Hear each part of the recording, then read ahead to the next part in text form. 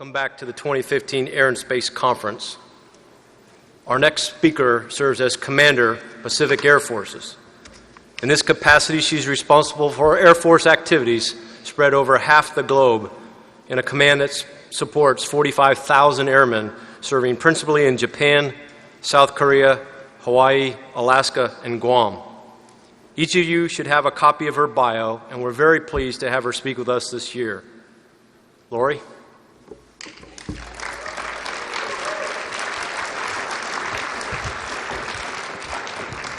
Thank you very much. Your mic is here. Appreciate that. Aloha, everybody. Boy, it's cold here. I'm here to tell you, holy smokes, I was freezing yesterday. Everybody asks us, how do you like living in Hawaii? And as Hawk can attest to, David says, well, our stuff is there. We just visit it on occasion.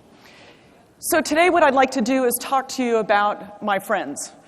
How we build Pacific Airpower and we create partnerships throughout the theater. And we have great friends in the Pacific, and we'll talk about them in a minute. You know, as I look at the theater, this is what the Pacific looks like. Back, please. This is what the Pacific looks like. As Grinnan said, it's 52% of the globe. 83% of that is water, and as Admiral Locklear said at our change of command, 100% of that is air. You can see the statistics, 60% of the world's population, and the one that concerns me the most is the last, 4 of 8 world's largest missile arsenals. We should be very concerned, which is why it's incredibly important to have friends. The things around the edge are the things that keep me up at night. And I would like to tell you that I will not talk about all of those, but those are the things that I think about each and every day. But the one that is apparent each and every day are natural disasters. You know, the theater lives on the ring of fire. Last decade, over 80% of the world's disasters was in this region. In the past 10 years, over 2.4 billion people have been affected by natural disasters. And just since December, Pacific Air Forces have participated and helped in natural disasters. You know, one of the things that we do a lot of great training with is humanitarian assistance and disaster response. And it's a great opportunity for us to work together and to train together. And we'll talk about a little bit of that later. China. Obviously, China is something that concerns everybody. And when you live in the Pacific, it concerns us quite a bit. If you look at the amount of land reclamation that China is doing in the South China Sea and the possibility of militarization of that, it's very destabilizing. If you look at, even though there are other nations that have done some land reclamation, over 3,000 acres of land have been reclaimed by China, and they've put down a 10,000-foot runway. Additionally, in May, China released its new defense strategy, its 9th white paper. And it's changed its focus from a land base to maritime base. And it's focusing on cyberspace, outer space, nuclear forces, as well as oceans. That's very concerning for us. It should, as we look and it projects from the land to the maritime, and then you couple that with the land reclamation, that's very disconcerting. All that being said, I've had the privilege to visit China twice. And the first time I went to the Zhuhai Air Show. And we took a C-17, an air crew. And it was phenomenal to watch the Chinese look at that C-17, because that was the C-17 that helped in the 2008 disaster. That C-17 represented what we do in the United States from a humanitarian assistance and disaster response. That evening, there was a banquet. And the airmen that came with the C-17, the demonstration team that came with the C-17, came to the banquet and sat next to the Chinese demonstration team. And we had the airmen wear their blues. And they wore their blues, and what was so fascinating about it was the Chinese asking about the chevrons on the arm. What are those? What does that mean? And asking about our professional enlisted force. What does that mean? And it was phenomenal to watch the interaction through the night. By the end of the night, it was Chinese pilot sitting next to our young airmen, sitting next to our pilot. The pictures from that event were phenomenal. And so those are the kind of things that keep us and give us hope, that we can continue a military-to-military relationship. But if you think about China, the last thing that I saw when I was there was the new airplane that they rolled out, and it looks very much like an F-35. And then when I think about the F-35 and I think about the technology that that has, and I look at what China is doing and other nations are doing, and I get incredibly concerned about the capability gap decreasing. While we still have the greatest airmen in the world, and we still have the world's greatest Air Force, and we have the greatest technology in the world, that technology gap continues to get smaller and smaller. And for us, that should be very disconcerting. Because not just the capability gap, but it's also now our fiscal constraints. If you talk to the chief and the secretary, they'll tell you a long time ago, the easy decisions have been made. And now the tough decisions are there. And as the secretary mentioned this morning, if we have a continuing resolution, our ability to do long-term planning is gone. Our ability for stability is gone. Our ability to keep that technological edge continues to erode and erode. And so when I think about what China's doing, and I think about that capability gap, and what's looming in front of us, whether it's sequestration or a year-long continuing resolution, all that puts uncertainty. So people say, if those things around the edges are the things that keep you up at night, well, how do you get any sleep? And so I get sleep when I call the 4 Ps. Presence, partnership, power projection, and people. Presence. We have a regional presence. We have presence throughout the countries. Whether it's an installation, whether it's a single exchange officer, whether it's a liaison officer, we have presence in that theater. We talk a lot about places, not bases. We talk about where to go, so we have our presence. We talk the importance of presence because if you think about virtual presence is actually actual absence. And so our presence is incredibly instrumental. Because when we have our presence, we can create partnerships. Our presence allows partnerships from big to small. A single airman all the way to a huge exercise. We have Pacific Angel, allows humanitarian and medical and engineering exercise, small groups. We have subject matter exercise exchanges, safety, security forces. We have also airman-to-airman talks, where we bring folks in and sit down, airman to airman. In fact, just a couple of weeks ago, Bangladesh was in for the first time ever, doing airman-to-airman talks, and we've figured out a way what our next 25 engagements are. That's huge business. We have the Center of Excellence of the Pacific Integrated Air and Missile Defense, another opportunity for us to work together with our allies in the region. We have other opportunities, bilateral and trilateral exercises. COPE South, where we had Bangladesh C-7 escort C-130s, or Balakatan in the Philippines, where we have folks working together in humanitarian assistance in crisis, to a large exercise such as Red Flag Alaska. But we also have another great partnership program, and that's our State Guard, our National Guard State Partnership Program. It's innovative, it's low cost. It gives us the opportunity to build on relationships so people see people over and over and over again. And they builds that partnership. Their presence helps build that partnership in Bangladesh and Cambodia, Mongolia, and the Philippines.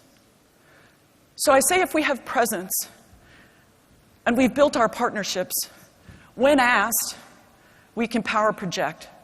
Whether that's power project to do what the National Command Authority has asked us to do, or power project to go to a disaster response. That ability to build presence and partnership and allows us to power project whenever we need to. It's a force multiplier. It gives us the opportunity in peace to work together, so when we should be asked, we know how to do it. All that is nifty stuff, but you need the people. We need ready airmen, combat-ready airmen. We need airmen that are ready physically, emotionally, spiritually, whatever that means. And it's so cool to watch the airmen and their families understand that they are ambassadors in every country. That every time they walk out of their house, they walk downtown, they walk on the installation, they're ambassadors. And they're amazing airmen out there and their families. And we have to take care of the families. We have to ensure the families are given the things that they need so that the airmen can focus each and every day on work. It is all about our airmen and their families. I always say the command's success is the airmen's success and their families. And without them, I'm just somebody waving stuff around. So presence, partnership, power projection, and it takes great people. What I'd like to do is talk about a couple of these things that have allowed us to get our better partnerships and get better presence throughout the country. If you think about this, about last September, we did a Pacific Angel in Nepal. And in that Pacific Angel, we had Australia, Bangladesh, Mongolia. And this Pacific Angel dealt with health services and engineering of about 100 people.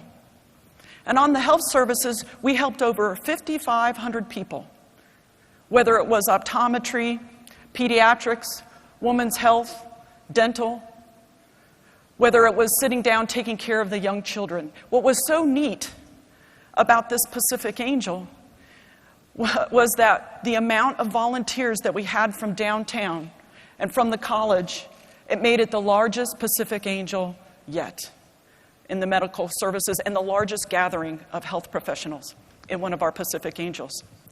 And in engineering, we helped over 5,500 people, and we worked with the Nepal Army, and we went and fixed houses, as you can see, painting houses, patched leaky roofs, took care of all the construction around, and we had the help of over 2,000 students, and we touched folks in remote locations that we never would have been able to if we hadn't had such a nice small footprint. And who knew, after that Pacific Angel, that we would go back to Nepal again? Because in April, they had an earthquake, 7.8 on the Richter scale. So many countries went out to help, but some of our other friends was Japan, Australia, Bangladesh, Canada, Singapore, Thailand, New Zealand. And whether they went and came help, supplied aid or personnel, or allowed for a constant overflight, it was those friends that we had talked to before. It was the Nepal people that we had seen before. But everybody had a part. Our engineers from the contingency response group, Canadian engineers, Nepal engineers, all worked together to get the runway open. Tested it, made sure it could take the amount of stress that it was going to have. Tested runway repair techniques, worked together with the Nepal Army to do that, so that they could bring stuff in, supplies in, to win the hearts and minds of the Nepal people. Throughput was incredibly important. And through all of this, we and the Nepal Army shared techniques on how do you do runway repair. And then it happened again. Shortly after the second earthquake happened, and yet again, there was US, Canada, Nepal, working again to open the runway, working again to ensure that that runway had the throughput necessary to take care of people. And now, just a month ago, New Zealand went back to go help with Nepal and help now build the houses, rebuild so people have a place to live and a place to go. And it wasn't just the engineers and the runway repair, it was also Singapore sent professionals from their Humanitarian Assistance Disaster Response cell, along with medical professionals, to help with Nepal as they are getting their way through this disaster. That's real friends. But it's the presence that we had and the ability that we had with Pacific Angel that we were able to start that dialogue. And then, next exercise, Cope North, happened in February. Happens every year at Guam. It's a great exercise. This year, there were over 2,200 people that participated, to include Australia, Japan, Republic of Korea, New Zealand, the Philippines.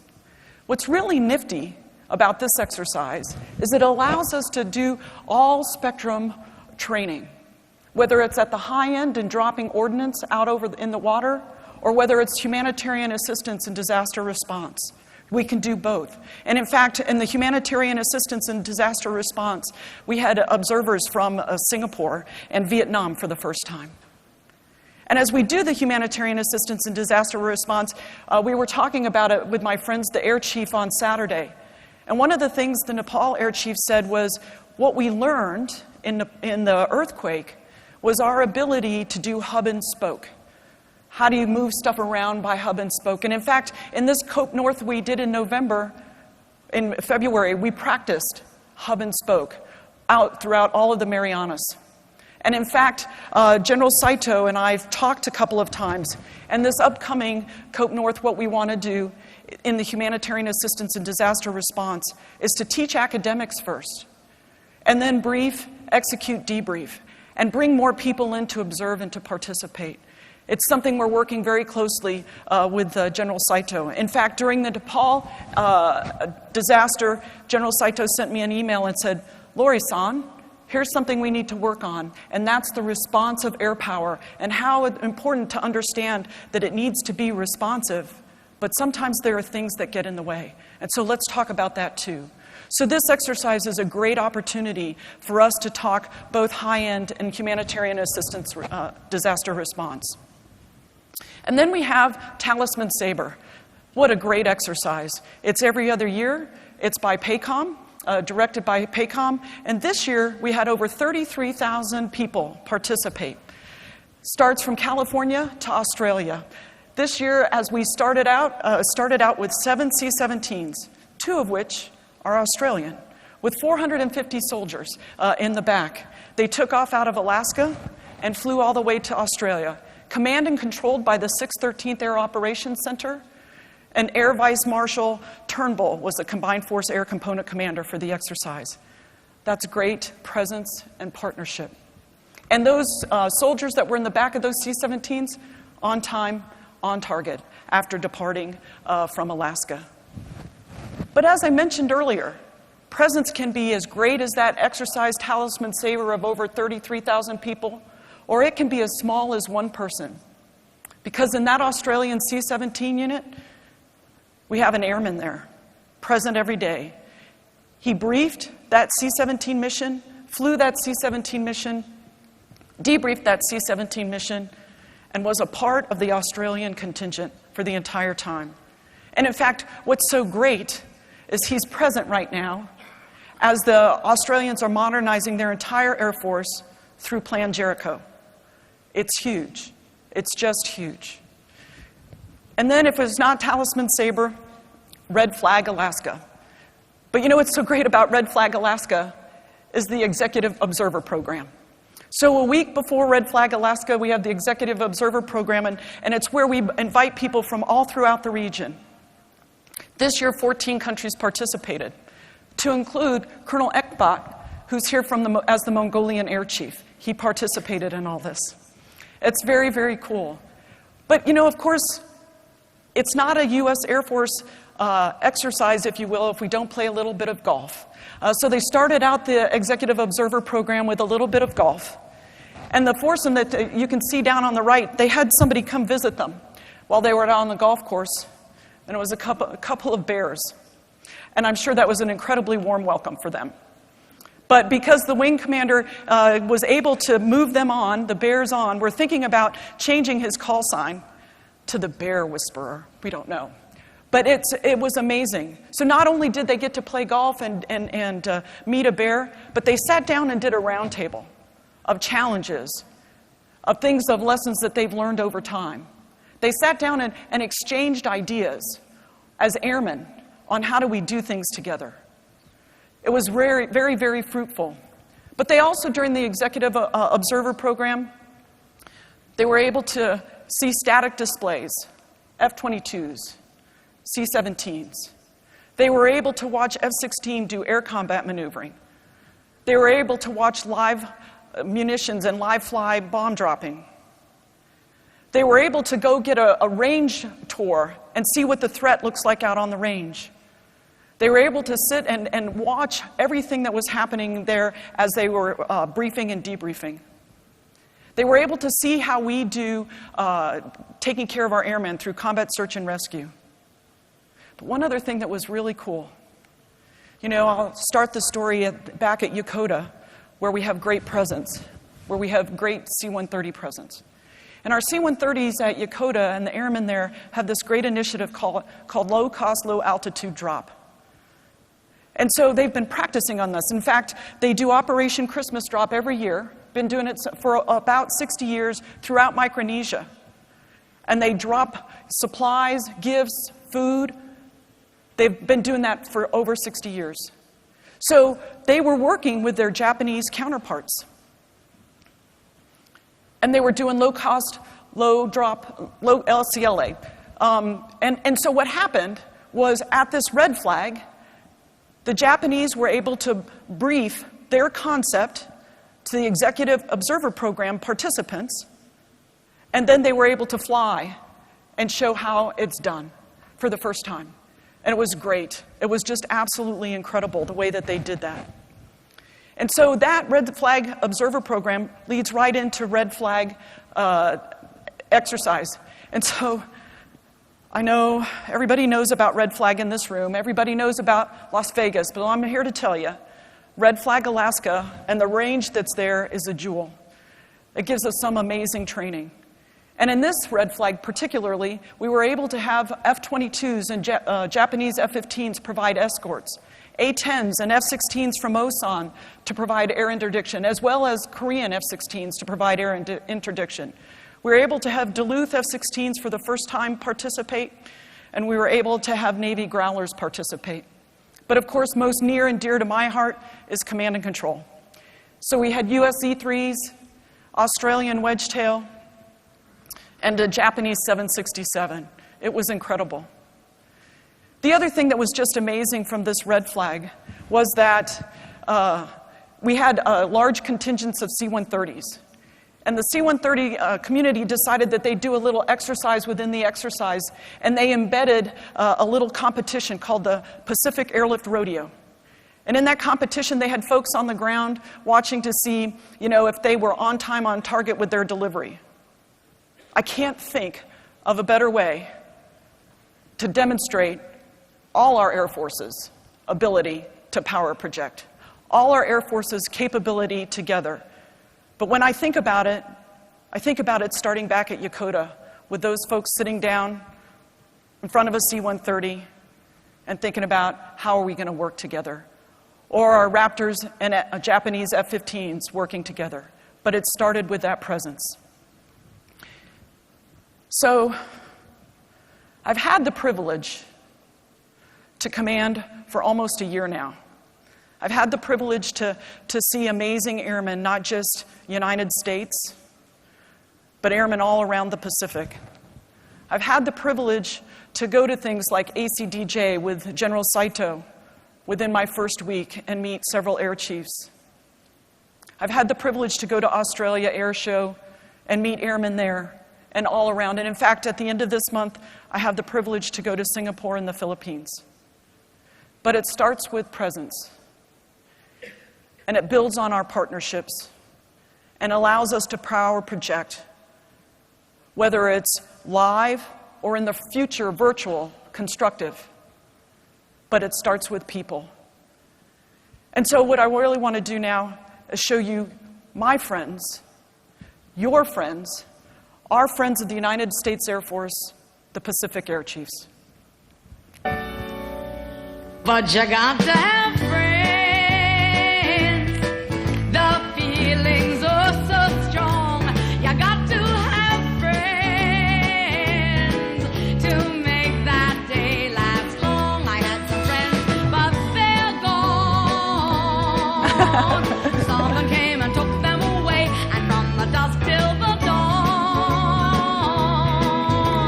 here is where I'll stay.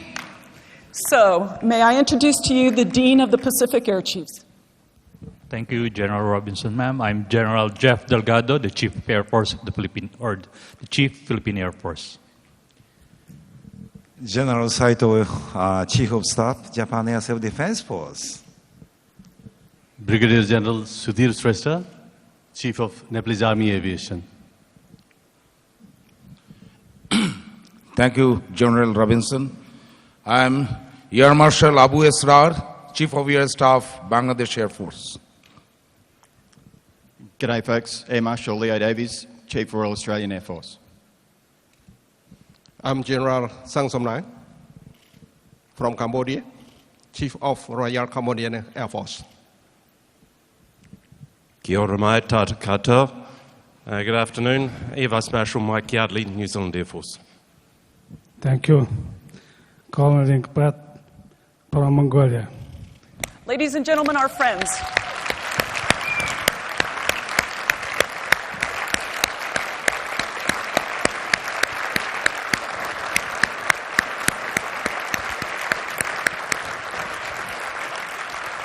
Ready? Thanks. Okay. All right, guys, thank you. All right, guys. Let's hit it.